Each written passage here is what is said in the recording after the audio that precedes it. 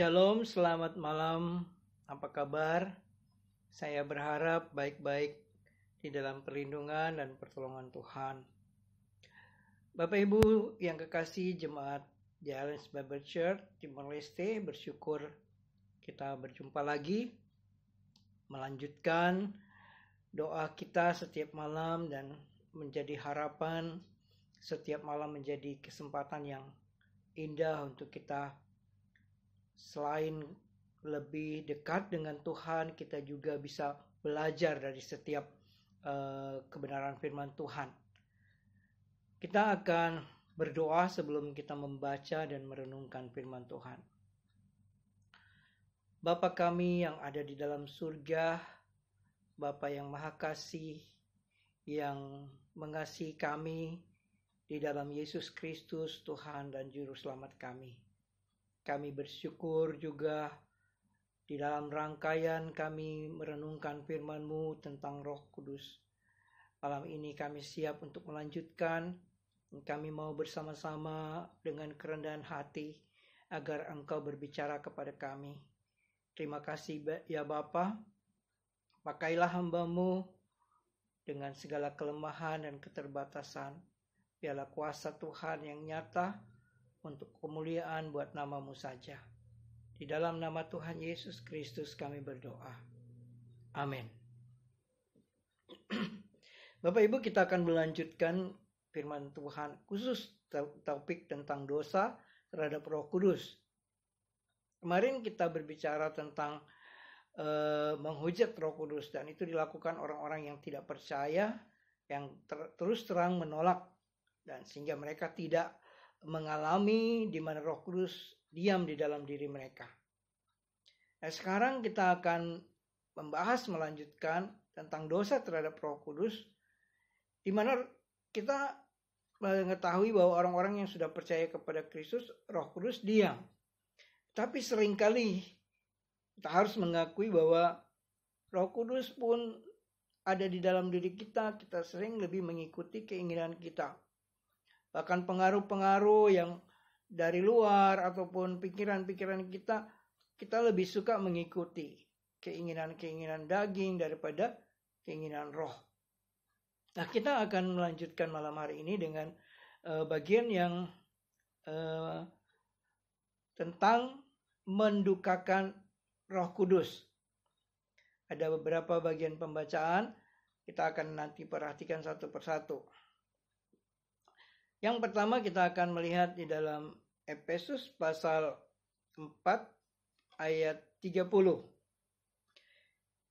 Beberapa ayat sebelum dan sesudahnya nanti akan mendukung, tapi kita akan memperhatikan Efesus pasal 4 ayat 30. Demikian firman Tuhan. Dan janganlah kamu mendukakan Roh Kudus Allah yang telah memeteraikan kamu menjelang hari penyelamatan. Ya. Jangan mendukakan Roh Kudus Allah. Jadi jangan membuat Roh Kudus itu berduka cita, merasa sedih atau sakit hati, ya. Kita tahu bahwa di dalam Efesus pasal 1 sudah ditegaskan juga bahwa Roh Kudus itu memeteraikan kita sebagai garansi atau jaminan untuk memperoleh janji Tuhan, kasih karunia Tuhan yang secara sempurna. Bapak Ibu yang kekasih, Roh Kudus yang ada di dalam kita itu tetap selalu untuk mengingatkan kita, seperti yang saya katakan, ingatkan kita kepada firman Tuhan. Nah, perjalanan hidup kita ini sebagai orang Kristen akan banyak tantangan dan bahkan banyak hal-hal yang bisa membuat kita kembali lagi ke cara hidup yang lama. Di dalam konteks pembacaan ini bicara tentang manusia baru, di mana kita harus meninggalkan manusia lama dan mulai mengenakan manusia baru. Salah satu yang sangat menarik di situ ketika berbicara di dalam Efesus pasal 4 ini dikatakan dalam ayat 24, dan mengenakan manusia baru yang telah diciptakan menurut kehendak Allah di dalam kebenaran dan kekudusan yang sesungguhnya. Nah, kemudian buanglah segala itu dusta, berkatalah benar.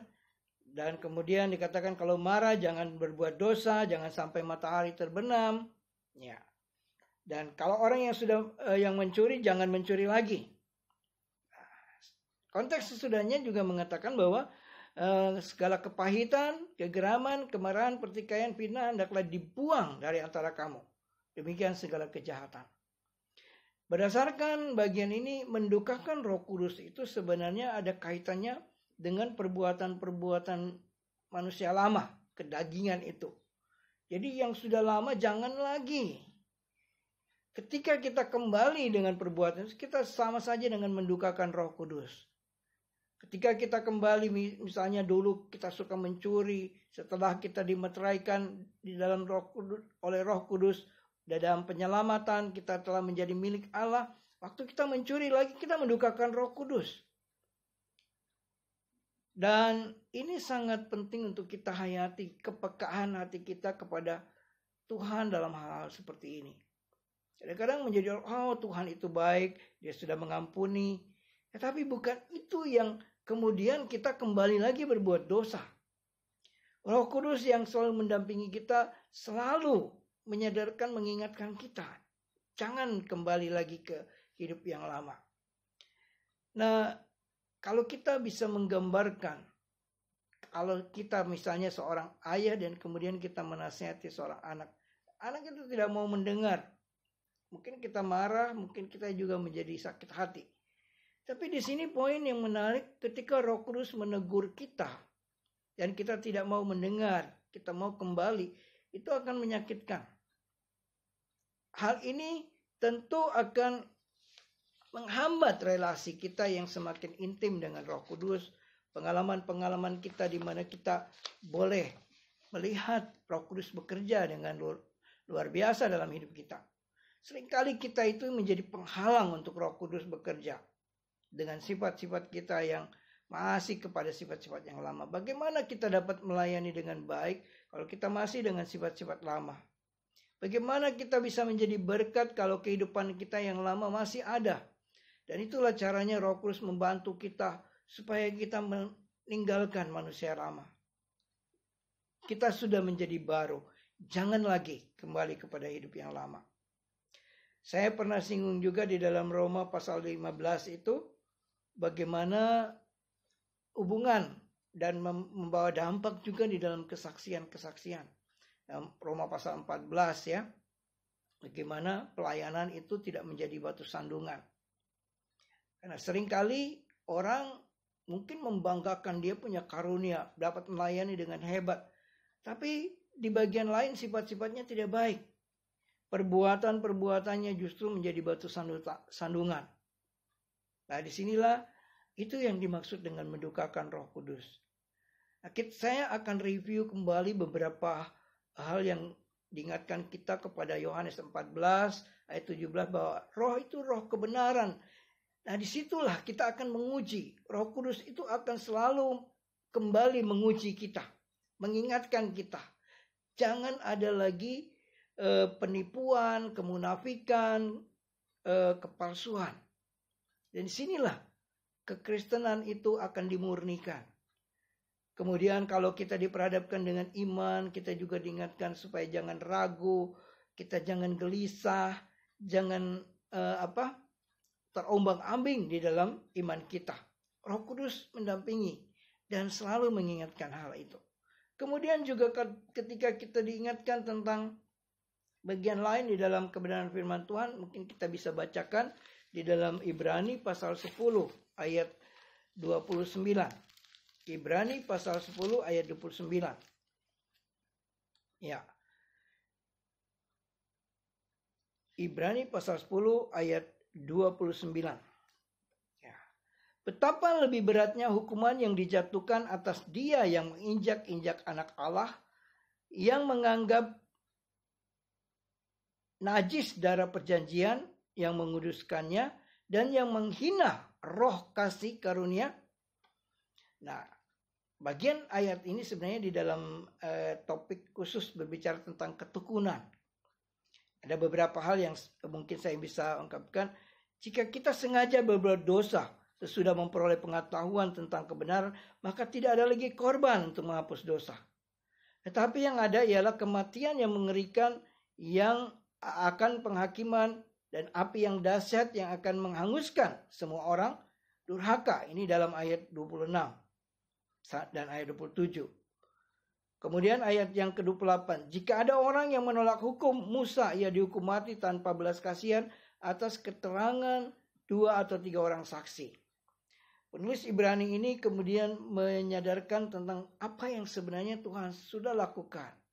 Jangan lagi menolak ataupun dengan sengaja berbuat dosa setelah kita mengetahui bahwa sebenarnya sudah sempurna korban itu. Nah, di dalam bagian ini betapa keras hati, kepahitan, kedengkian, tidak mengampuni, tidak mengasihi itu bisa timbul, dan Roh Kudus menolong kita untuk jangan lagi kepada kepahitan ataupun keras hati yang pernah terjadi dalam hidup kita. Seringkali hal-hal itu bisa merusak kehidupan rohani kita. Harusnya kita selalu membawa kehidupan yang benar-benar membawa sukacita, persekutuan yang indah, ramah, saling mengampuni, tapi seringkali dirusak dengan sifat-sifat seperti itu. Buang segala kepahitan. Jangan lagi kita hidup di dalam kehidupan yang penuh dengan kepahitan itu. Kemudian kita juga diingatkan selalu bahwa Roh Kudus akan memimpin kita untuk hidup kudus. Dalam kekudusan, segala sesuatu yang berkaitan dengan percabulan, kenajisan, persinahan, hal-hal yang kotor dalam hidup ini, dia selalu menolong kita untuk membersihkannya. Orang-orang yang pernah terikat di dalam dosa persinahan atau dosa-dosa yang lama itu, percabulan dan sebagainya, seringkali memang seperti ikatan yang selalu harus diputuskan satu persatu. Dan ada orang yang sudah kecanduan, orang yang sudah terikat itu akan dilepaskan dengan pertolongan dan kekuatan dari Roh Kudus. Nah, disitulah ketika kita mau hidup dipimpin oleh Roh Kudus, kita tidak mau mendukakan Dia. Di sini saya mendapatkan hal yang menarik bahwa hubungan kita dengan Roh Kudus semakin intim, semakin erat ketika kita mengerti betapa dalamnya kasih-Nya, kepeduliannya buat kita. Ya, Allah Tritunggal, dan khususnya di dalam Roh Kudus yang mendampingi kita sekarang ini setiap hari, dari waktu kita tidur, waktu kita bangun, waktu kita bekerja, waktu kita beraktivitas. Kita memang berdoa kepada Bapa, kita juga dengan perantara Roh Kudus untuk mengucapkan doa-doa kita, perantaraan Yesus Kristus. Tapi Roh Kudus itu selalu ada dan selalu mengingatkan kita. Betapa sakitnya hati kita kalau orang yang kita kasihi kemudian mengecewakan kita, tidak mendengar kita, atau mungkin orang yang kita benar-benar mau tolong tetapi tidak mau merespon baik. Nah, gitulah gambaran kalau kita secara manusia.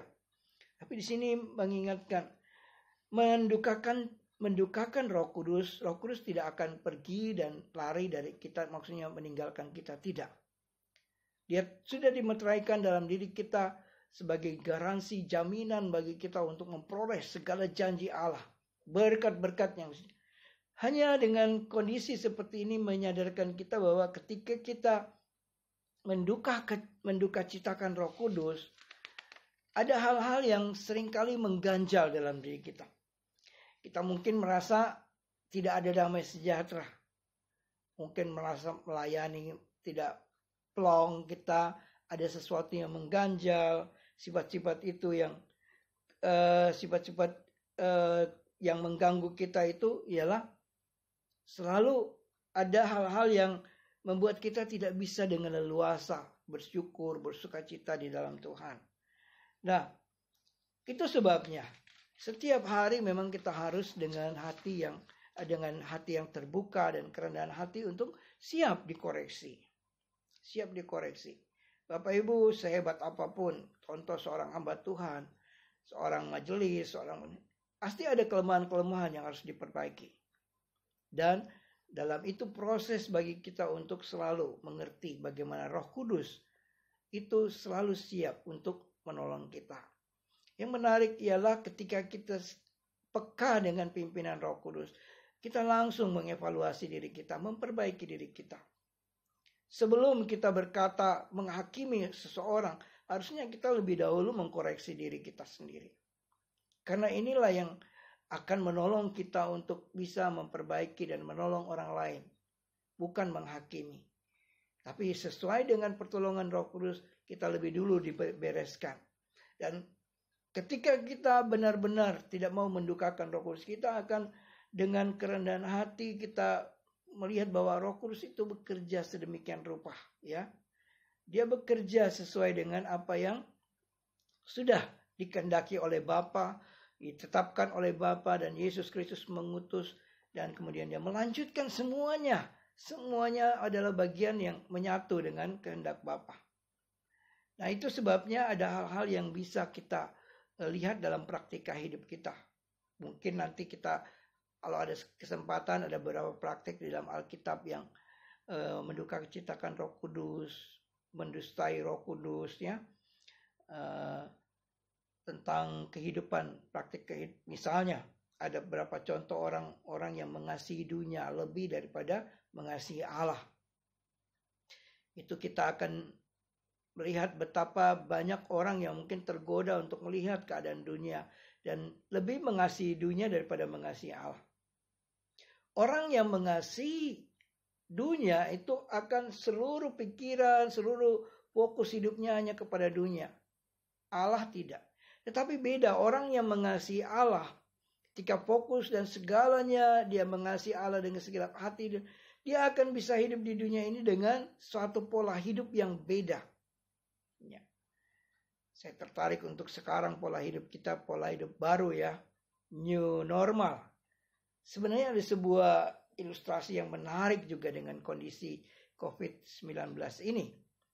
Ketika banyak orang sudah tidak lagi menghargai kebersihan, tidak lagi hidup di dalam kehidupan yang baik, yang benar, bahkan tidak menghargai dalam hal kebersihan dan kesehatan. Ketika terjadi seperti ini, untuk diperintahkan atau diingatkan cuci tangan, pakai masker dan sebagainya, rasanya seperti sesuatu yang berat sekali. Tapi kalau orang menyadari sebuah hal yang baik, yang berguna, tentu peraturan dan protokol itu justru akan mendukung dia untuk menyelamatkan dirinya, membentengi dirinya daripada serangan-serangan virus misalnya. Nah, di dalam kehidupan kita sebagai orang Kristen, sebenarnya Roh Kudus itu ada untuk menolong kita, menjaga kita. Secara khusus, kalau kita ada di tengah-tengah dunia ini, kita diingatkan bagaimana kita mengasihi Tuhan. Pada waktu kita mengasihi Tuhan, kita tentu akan hidup sebagaimana yang Tuhan kehendaki di tengah-tengah dunia ini.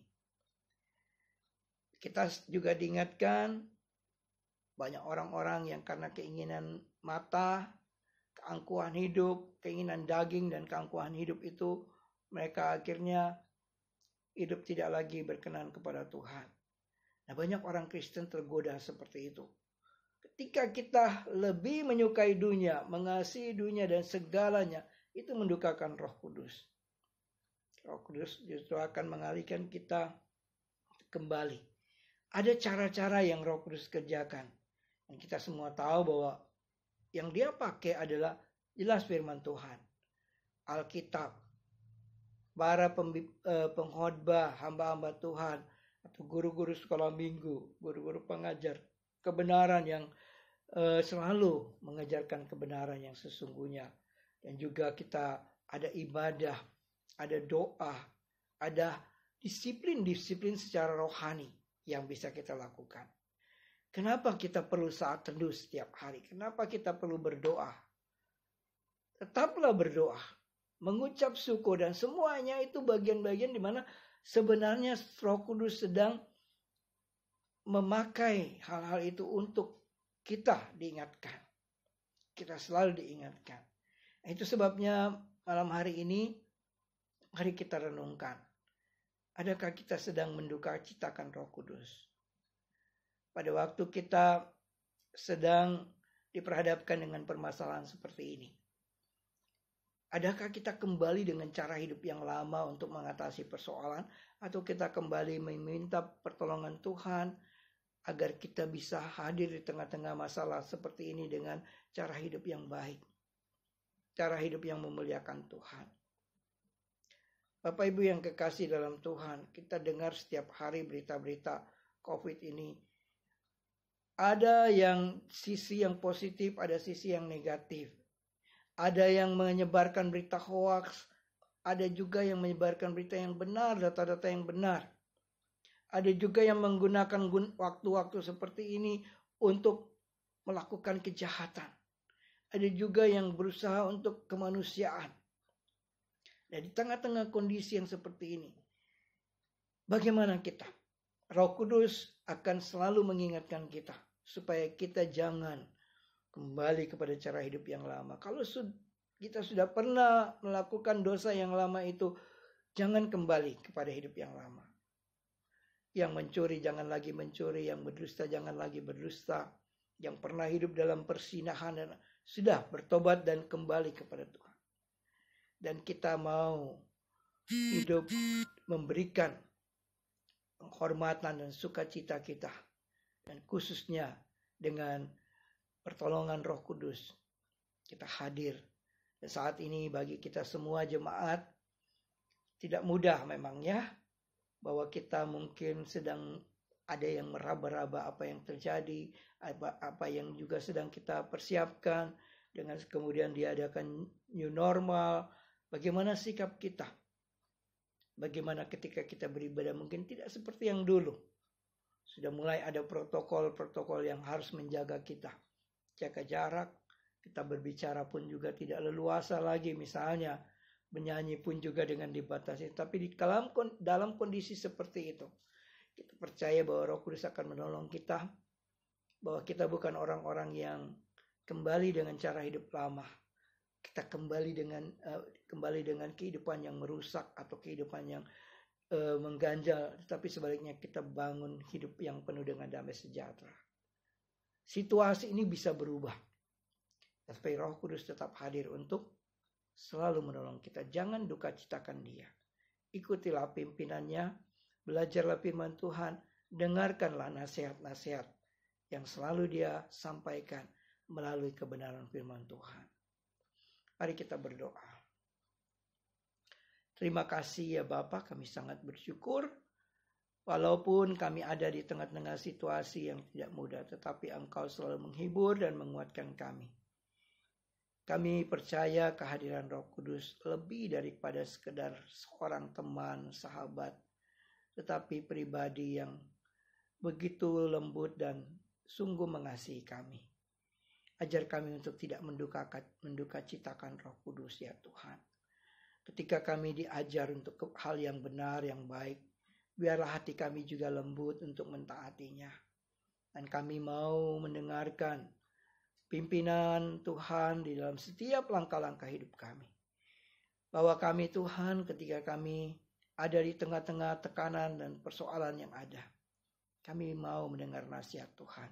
Kami tidak menjadi orang yang bebal, yang keras kepala, dan bahkan mungkin menjadi orang yang tidak peduli dengan hal-hal yang baik. Tapi justru Tuhan mengajarkan kami bahwa Roh Kudus selalu menjadi penasihat yang baik bagi kami di tengah-tengah berbagai persoalan yang kami hadapi. Terima kasih ya Tuhan, berkati setiap jemaat, Bapak Ibu jemaat The Alliance Bible Church. Biarlah damai sejahtera Tuhan selalu memenuhi hati dan pikiran kami semua, dan kami selalu dipenuhi sukacita dan semangat, dan berjuang terus di tengah-tengah kondisi yang ada. Percaya Tuhan yang selalu menguatkan dan menghibur kami. Dalam nama Tuhan Yesus Kristus kami berdoa. Amin.